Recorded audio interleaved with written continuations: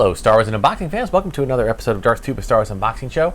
I'm your host, Darth Tuba, and we have an Entertainment Earth gathering of packages that have arrived. And as I've said in previous episodes, this is the new way. This is the way, as the Mandalorian would say, of collectors. We now order stuff through online retailers. Now, I've generally ordered primarily from Entertainment Earth, Hasbro Pulse, and Walmart, and occasionally Target. Those are the four that I generally deal with. Of the four, I have been most happy all around with Entertainment Earth. They seem to have the product in stock. They don't seem to run out very much, and their shipping has generally been pretty positive. So why don't we just get right to it, because I know that that's what people want to see. We have two size boxes that are roughly the same size, and then one kind of bigger one. So I'll save that one for later, and it could mean that there is something different in there, but it could also just mean that we are dealing with the box that they had at the time. So let's see what we got here. We'll start with this one. I think what I'll do this time is I'm going to get everything out of the cardboard boxes before we do any unboxing beyond that. All right, looks like we got a Gaming Greats.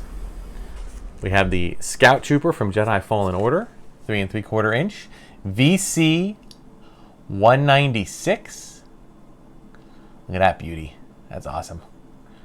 Fantastic. And just to see you so, beautiful card, no creases, perfectly straight. Tiny bit of bend there, but nothing serious. Absolutely immaculate condition. Okay, so, and I don't believe Entertainment Earth charges, if they charge anything more than what you would get at Walmart or whatnot, it's a minuscule amount.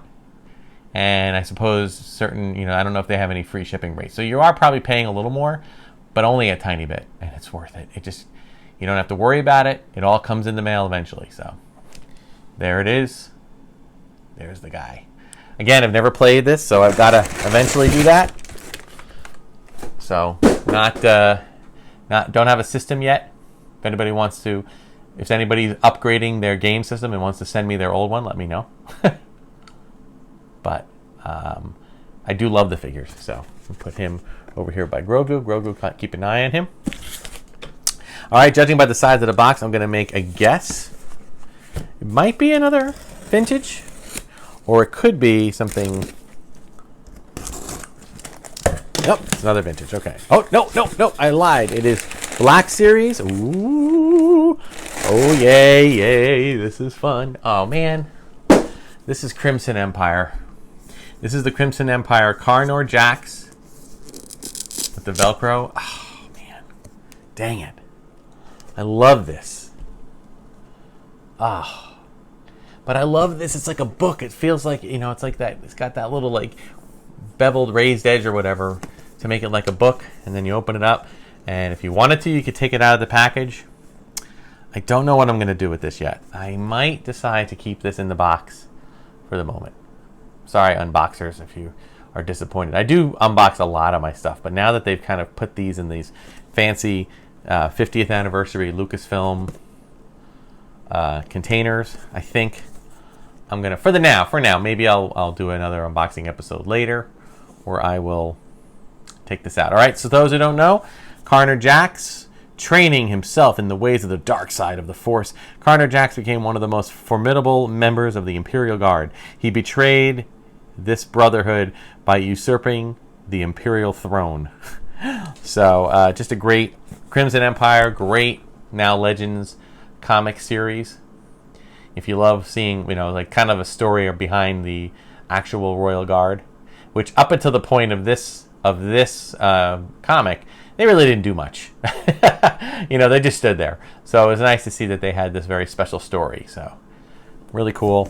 And I do believe the helmet comes off, and you can see, a lot more detail of the uniform. But for now, we will keep this in the package. All right. Put him over here. Okay. And lastly, but not leastly, a little bit bigger box. Now, you'll notice that I unbox upside down. Why do I do that? Well, I do it for a couple of reasons. Number one, I hide my address on the label. I could obviously blur it out, But the other reason I do it is because it seems that I get quicker access to the actual product, since they tend to be closer to the bottom. By the way, that Carnor Jax also came back immaculate. No creases, no issues with the box. So bravo to Entertainment Earth. Okay. Of course, then you have this, where it looks like they did this one upside down. Ah, looks like we've got a few more. We've got the Darth Maul, which I'll take a bit closer look at. And we have... we have Jaxxon. All right, well, we're going to start with, again, I'm going to keep these in the box for now. The only complaint I have of this from the Hasbro side is that this Velcro, man, is really hard, and it's actually coming undone here. But here we have the Black Series, tattooed, shirtless Maul. Really cool figure. Really awesome detail on the chest and the arms and the face, but then when it comes to the tattoo, it says Darth Sidious's apprentice and enforcer, Darth Maul has cut his way through the ranks of the galactic crime syndicate Black Sun to take on the pinnacle of their organization. Okay, so it is from a Darth Maul comic book. I don't recall when this comic came out. It might actually be, if it's past the, I don't remember if this is pre-Lucasfilm purchased to Disney by Disney or not. If it's pre-purchased, then it would be Legends. Otherwise, it is part of the canon now. But there you go. There he is. I think he's got regular legs, so this is the story-wise. It's pre-episode 1. So there you go. They've come out with some really great Darth Maul figures. And again, I just absolutely love this. You know, you line them up. You can line them up like this, you know, as if it's a just a nice, cool display. Or you can put it like on a bookcase, and you can, you know, they can do that. Although I have to be honest, I'm not a big fan of this. Even if they're colorful, you can't see the figure. But I guess it's kind of thing where you line them all up, and then you can pull them out and look at the figure. So pretty cool. All right, and then let's talk about my favorite EU character. Star Wars Adventures, Jaxxon the Rabbit, him in his fancy little jumpsuit kind of thing. Looks like he was on, this looks like a newer one, Star Wars Adventures. He's, it kind of looks like, the art almost in the background almost looks like something out of The Simpsons. This is fantastic. And you got General Lando in there. That's fantastic. Oh, let's take a look at this figure, all right? And, oh, there he is. Oh my gosh. There's the man, the myth, the legend. Jaxxon the Rabbit. All right. For those youngins who don't know who Jaxxon is, Jaxxon was a character in the Marvel the Marvel Star Wars comics from the 70s and 80s. Okay, he was in a few adventures with Han and Chewie, and it was one of those things where you'd open up the comic, or he was on the cover, and everybody was like, what? Like, what is that? It's a rabbit. And clearly, you know, he's kind of got a little Bugs Bunny thing going. But of course, he was an action star, and he had his adventure. And then later, you never saw him again. So people have been, you know, nostalgic for Jaxxon the Rabbit. He made one appearance in Star Wars: The Clone Wars. Well, okay, he didn't really make an appearance. He made an appearance in his bones made an appearance. There was an episode where it was R2 and a few other droids were kind of on this barren planet, and they go past a crashed ship, and they look in and they see clearly a rabbit skeleton in clearly what is this jumpsuit. So it was meant to be an homage to Jaxxon.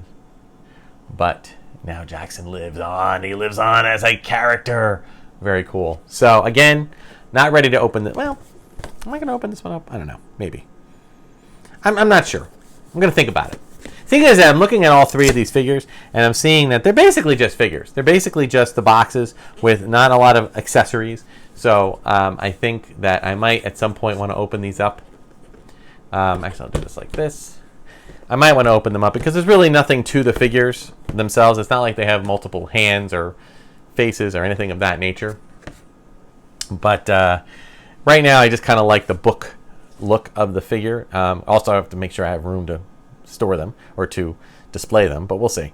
But really cool. I hope they come up with a few more of these. I know they're all Lucasfilm 50th anniversary celebration type figures, so happy that they all came in. Again, kudos to Entertainment Earth. Folks, I just recommend it. Order from them whenever you can. When the new figures are coming out, and if they're a general release, go to Entertainment Earth. They will not steer you wrong. Okay, their quality of shipping is fantastic, and I just love them. So can't say enough about them. So that'll do it for this episode of Darth Superstars Unboxing Show. Like, subscribe, hit the notification button. Check me out on Instagram and Twitter at Darth Tuba. You want to support the channel, Darth Tuba's store on TeePublic. You can check out some really cool art, and you get them on T-shirts and mugs and all sorts of stuff. The link is in the description to the storefront. And if you want to check out some more me talking about some more Star Wars, check out War of the Stars podcast. I am co-host on that, and that pretty much drops wherever podcast drops. So thank you so much for watching. Until next time, may the Force and the toys be with you. And Jaxxon lives. I'm so excited.